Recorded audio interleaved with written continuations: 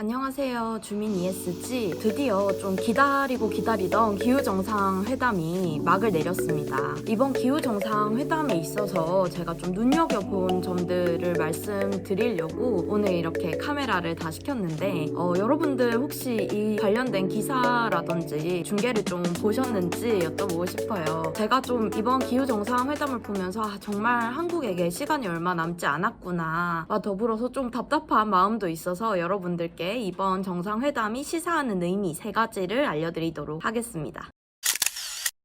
첫 번째로 이번 기후정상회담에서 여러분들 기사를 많이 좀 보셨을 거예요. 바이든의 기후 외교가 통했다. 그리고 세계 각국들이 기후 관련 목표치를 좀 올렸다. 이런 얘기들을 많이 보셨을 텐데 첫 번째로 좀 보셔야 될 점은 이번에 기후 감축 목표를 올린 국가들이 어떤 국가인지를 눈여겨보셔야 합니다. 기사에서 많이 보셨을 텐데요. 중국과 러시아 같은 경우에는 목표치를 굉장히 장기적으로 잡았죠. 중국 같은 경우에는 2060년 탄소 중립을 얘기하겠다. 그리고 두 번째로 러시아 같은 경우에는 향후 30년 내에 탄소를 감축하겠다라고 밝혔습니다. 반면에 이번 탄소 감축 목표치를 굉장히 구체적으로 얘기한 국가들을 보시면요. 영국, 캐나다, EU와 같은 미국의 우방국들입니다. 살펴보면요. 기후가 이미 패권 전쟁으로 치달았다라는 점을 확인해 볼 수 있어요. 제가 지금 띄워드린 자료를 한번 보실게요. 보시면 이번에 목표치를 올린 국가를 한번 보실래요? 미국, EU, 영국, 일본 그리고 캐나다 등등이에요. 근데 여기서 눈여겨보셔야 할 점이 한국과 인도입니다. 한국 같은 경우에는요. 연내 NDC 국가의 탄소 감축 목표를 연내에 상향하겠다고 밝혔어요. 그리고 인도 같은 경우 또 똑같이 NDC를 발표하긴 했지만 올리지는 않았고 2005년 대비 33%에서 35%를 감축하겠다고 밝혔습니다. 이걸 보면요. 한국과 인도 같은 경우 미국의 손을 들어줄지 중국의 손을 들어줄지 굉장히 애매한 포지션이라는 걸 알 수 있어요. 미국의 확실한 우방국들은 전부 다 NDC를 2배 이상 상향을 했습니다. 반면에 한국과 인도 같은 경우는 NDC를 가지고 있긴 하지만 이거를 이번에 상향하진 않았죠. 요 그 밑에 맥락을 보시면요. 한국 같은 경우 지금 중국과 미국 중 어느 편에 설지 굉장히 갈팡질팡하고 있는 상황이라는 거 아시죠? 문재인 대통령 같은 경우 일주일 전 보아보 포럼에 참여해서 중국의 편을 드는 듯한 발언을 하기도 했어요. 정확하게 뭐라고 얘기를 했냐면 큰 나라와 작은 나라 그리고 선진국과 개발도상국이 서로를 존중하며 동등하게 협력할 때 인류의 미래도 지속 가능해진다. 자국 우선주의와 보호주의 무역의 확산은 세계 경제 회복을 가로막는 장벽이라면서 은근슬쩍 중국의 편을 들었습니다. 반면에 인도 같은 경우는요. 존 캐리 미국 기후특사가 방문했을 때 우리는 미국에게 자금적인 측면에서 지원을 굉장히 바란다라면서 미국과 신재생에너지 관련한 협력을 맺기로 결정했습니다. 신재생에너지와 관련한 부분을 미국에게 투자를 받으면서 자금 지원을 받겠다라는 의도인데 이거 외에도 더 많은 자금 지원을 해달라는 측면에서 이번에 기후정상회담에서는 상향에 대한 목표치를 밝히지 않은 거예요. 반면에 적극 협력하는 국가들은 상향에 대한 목표치를 밝혔잖아요. 요런 앞으로 이제 미국에게 더 빼먹을 것이 많다라는 계산 하에 이번에 인도도 NDC 상향 목표를 밝히지 않았습니다. 요거와 관련해서 이 미국 국무부 대변인이 얘기한 말이 굉장히 인상적인데 이게 앞으로 한국에게 전방위적으로 압박을 가할 수 있는 무기로 작용이 되겠다라는 지점을 느낀 멘트가 있어요. 이번에 이 네드 국무부 대변인이 이렇게 얘기를 했어요. 브리핑을 하면서 우리는 이 기후변화 대처와 관련해서 전 세계적으로 증가하는 행동의 범위와 속도에 대한 다양한 발표를 확인할 수 있었다라면서 일부 국가를 거론했는데 이 일부 국가들이 굉장히 재밌습니다. 네드 대변인은 몇몇 주요 동맹국들이 고무적인 발표 몇 가지를 강조하고 싶다라면서 일본, 캐나다, 유럽연합, 영국을 얘기하고 한국을 얘기했습니다. 한국에 대해서는요. 특이하게 이런 말도 좀 덧붙였어요. 2030년 목표를 강화하겠다고 밝힌 한국의 약속을 포함해 우리의 이 동맹국 연합이 성장하고 있다는 것을 알고 있다라면서 한국을 동맹국으로 바라봤습니다. 너네 지금 우리가 동맹국으로 인정하고 있는데 상향 안 할 거야? 너네 지금 이렇게 갈팡질팡 할 거야? 라는 거를 대변인의 입을 통해서 압박을 가한 걸로 볼 수 있습니다. 또 인도의 같은 경우는요. 개발도상국과 관련해서 얘기를 하면서 콕 집어서 인도를 얘기했어요. 뭐라고 얘기했냐면 인도는 공식적으로 재생에너지 확산 속도를 높이겠다고 말했다라면서 앞으로 이 국가들은 올바른 방향으로 움직이기 위해서 해야 할 일들이 더 많다라고 발언했습니다. 앞으로 미국과의 협력을 기대한다라는 발언을 우회적으로 돌려서 얘기를 한 거죠. 반면에 중국이나 러시아 같은 자신들의 이 기후 목표에 동의하지 않았던 국가들에 대해서는 딱히 얘기를 하지 않았어요. 왜냐? 기후 정상회담이 끝나고 나서 우리 인권 제재 할 거야 라고 공식적인 자리에서 압박의 수위를 더 높였기 때문에 이 국무부 대변인의 입을 통해서 굳이 얘기할 필요가 없었다는 거죠.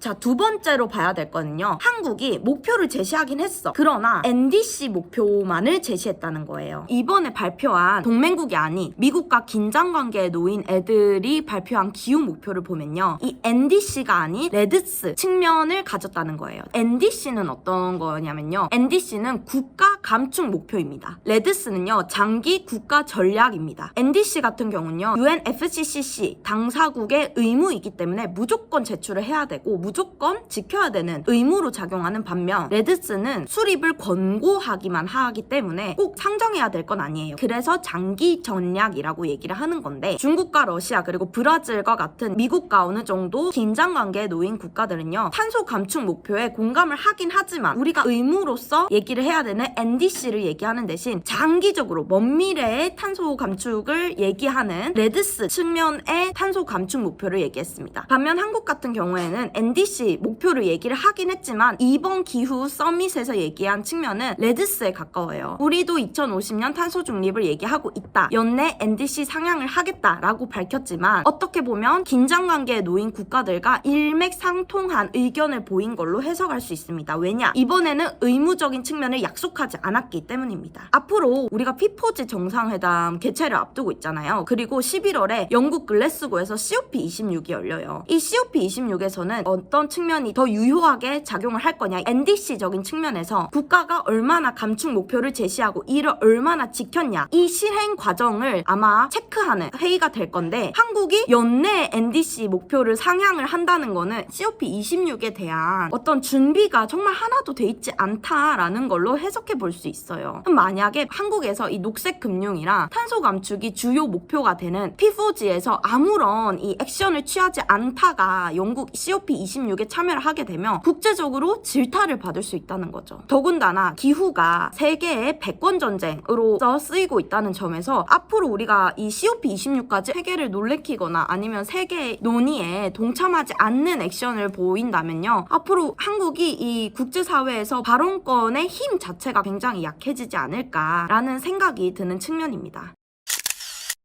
세 번째로는 한국이 이번에 내놓은 목표입니다. 이번에 어떤 얘기 했냐? 가장 중요한 부분이 2017년 대비 24.4% 감축이라고 얘기했습니다. 그리고 해외 석탄 발전 신규 공적 금융 지원을 중단하겠다라고 얘기를 했어요. 이게 이제 국내에 어떤 영향을 가져오냐? 첫 번째로 2030년까지 24.4%를 감축하는 것도 굉장히 어렵습니다. 박근혜 정부, 이명박 정부에서 얘기했던 감축 목표는 이것보다 더 낮아요. 그런데도 지금 지켜지지 않았단 말이에요. 근데 2030년 지금 약 10년 정도 남았죠. 10년 동안 24.4%만 감축하려 하더라도 정말 뼈를 깎는 고통이 필요합니다. 자, 거기다가 국내에서는 이런 문제가 얽혀 있어요. 새로 저희 삼척의 신규 석탄 화력 발전 이거 짓죠. 이게 지금 발전 부문, 즉 석탄이나 LNG 이 에너지 부분에서 발전을 하는 애들이 배출하는 탄소 배출량과 맞먹는 정도예요. 그러면 이거 없어지겠죠. 이게 앞에 놓인 첫 번째 과제입니다. 그리고 두 번째로 탄소세를 도입할 가능성이 매우 커요. 그리고 탄소 배출권도 확대될 가능성이 매우 커요. 이 24.4%만 감축하려 하더라도 이런 대전환이 일어나는데 연내 NDC를 상향하겠다라고 하면 지금 같은 속도로 기업들이 탄소를 배출해서는 맞추지도 않을 뿐더러 더욱 큰 고지서, 이 탄소 고지서를 받을 수 있을 거라고 예측이 됩니다. 두 번째로는 이 신규 해외 석탄 발전 공적 금융 중단을 하기로 얘기를 했죠. 요게 어떤 거랑 관련이 있냐? 신규 사업 같은 경우는 뭐 철회를 할 수 있어요. 그렇지만 지금 이미 석탄 발전에 있어서 공적 금융을 지원하겠다라고 한 거. 예를 들면 한국전력이 이 베트남의 궁항 2호기, 인도네시아 자와 같은 부분에 이미 진출을 했죠. 이런 부분에서도 자금 조달이 굉장히 어려워질 수가 있다. 거기다가 이 석탄 발전이라는 부분에 대한 논의가 이루어져야 할 것입니다. 이미 지금 작년까지만 해도 새로운 석탄 프로젝트 파이낸싱이라든지 새로운 해외 석탄 발전에 국내 금융기관들, 예를 들면 뭐 산업은행이라든지 무역보험 공사라든지 이런 부분이 자금을 지원하거나 보증을 해준 사례가 있어요. 이것들을 어떻게 할 것이냐에 대한 논의가 가야 된다는 얘기죠.